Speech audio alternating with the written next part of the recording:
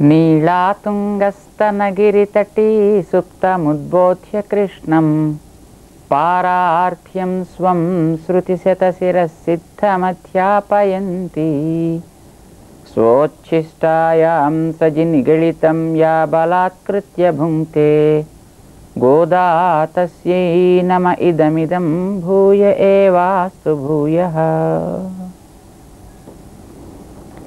ప్రియ భగవద్బంధువులారా, ఈనాటి నుంచి ధనుర్మాస వ్రతం ప్రారంభమైంది. సూర్యుడు ధనురాశిలో సంక్రమించాడు. మానవాళికి అందరికీ కూడా ఈ ధనుర్మాస కాలం చాలా ఉత్తమమైనటువంటి కాలం. ఉత్తమత్వం దేన్ని బట్టి అంటే, ఈ మాసం ఒక ఏడాదిలో ఉత్తమమైనటువంటి సత్వగుణాన్ని పెంచేటటువంటి కాలం. కాలాన్ని రెండుగా విభాగం చేశారు. ఒక ఏడాదిని ఉత్తరాయణం, దక్షిణాయనం అని అంటారు. ఉత్తరాయణాన్ని దేవతలకి పగలుగా, దక్షిణాయనాన్ని దేవతలకి రాత్రిగా భావిస్తారు. పగటిపూట మానవుడు పని చేసుకుంటాడు, రాత్రిపూట విశ్రమించినట్టే మానవుల్లో కూడా దేవతలకి పగటిపూట దైవీ శక్తులు మేల్కొంటాయని, రాత్రిపూట దైవీ శక్తులు విశ్రమిస్తాయి అని అంటారు.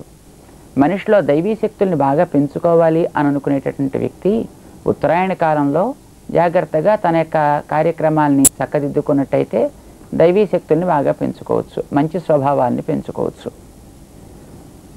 ఒక రోజులో పగటిపూట రజోగుణం పెరిగి ఉంటుంది, రాత్రిపూట తమోగుణం అధికంగా ఉంటుంది.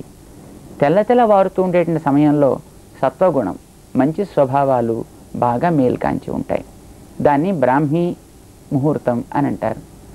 ఏడాదిని మొత్తం తీసుకున్నట్టయితే ఈ ధనుర్మాస కాలం రాబోయే ఉత్తరాయణానికి ముందుండే కాలం కనుక దీన్ని ఒక ఏడాదిలో బ్రాహ్మీ ముహూర్తం లాంటిది అని అంటారు.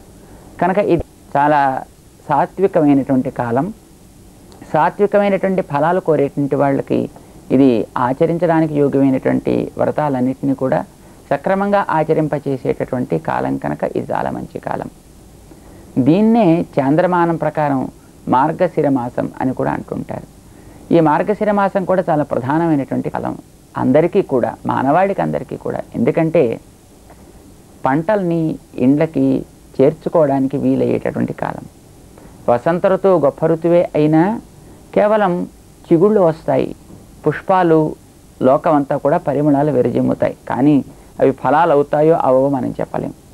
కానీ మార్గశిర మాసం ఓ 3-4 నెలల కాలం రైతన్న శ్రమపడ్డ ఫలితం అంతా కూడా అతని ఇంటికి చేర్చేటటువంటి కాలం, పంట చేతులకి అందేటటువంటి కాలం కదా.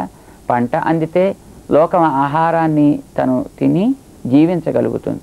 కనుక లోకాన్ని జీవింపచేసే ఆహారాన్ని అందించేటటువంటి కాలం మార్గశిర మాసం కనుక ఇది కోరుకున్నటువంటి ఫలాలన్నిటినీ కూడా అందరికీ అందించేటటువంటి కాలం. భౌతిక ఫలాలైతే వాటిని, ఆధ్యాత్మిక ఫలాలైతే వాటిని కూడా అందించే మంచి కాలం కనుక మనమంతా లోకహితాన్ని కోరుకునేటటువంటి వాళ్ళం కనుక ఆ లోక క్షేమం అనేటువంటి ఫలితాన్ని అందించేటటువంటి కాలం కూడా ఈ మార్గశీర్ష మాసం అనేటువంటి కాలం కనుక ఈ కాలంలో లోక క్షేమాన్ని కాంక్షిస్తూ తద్వారా మన క్షేమాన్ని కాంక్షించుకుంటూ మనం ఈ ధనుర్మాస వ్రతాన్ని